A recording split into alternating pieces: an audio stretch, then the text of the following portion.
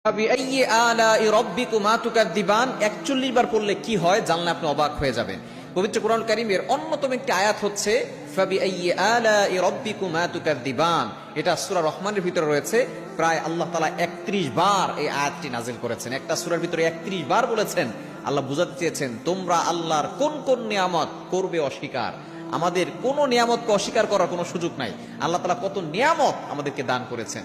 সুতরাং সূরা রহমান, এই সূরা রহমান আমরা পড়ি আর রহমান আল্লামাল কোরআন খালাকাল ইনসান। In the day of judgement, কিয়ামতের ময়দানে আল্লাহ তাআলা নিজে এটা পড়বেন, আনার রহমান আল্লামাল কোরআন। আল্লাহ তাআলা নিজেই কোরআন তেলাওয়াত করবেন। সুতরাং যেই কোরআন আল্লাহ নাযিল করেছেন সেই কোরআনের তেলাওয়াত আল্লাহ তাআলা যে সূরা দিয়ে করবেন কিয়ামতের ময়দানে, সেই সূরার নাম হচ্ছে সূরাতুর রহমান। আর এই সূরা রহমানের ভিতরে যে আয়াত বারবার এসেছে সেটা হচ্ছে ফাবিআইয়ি আলাই রাব্বিকুমা তুকাযযিবান।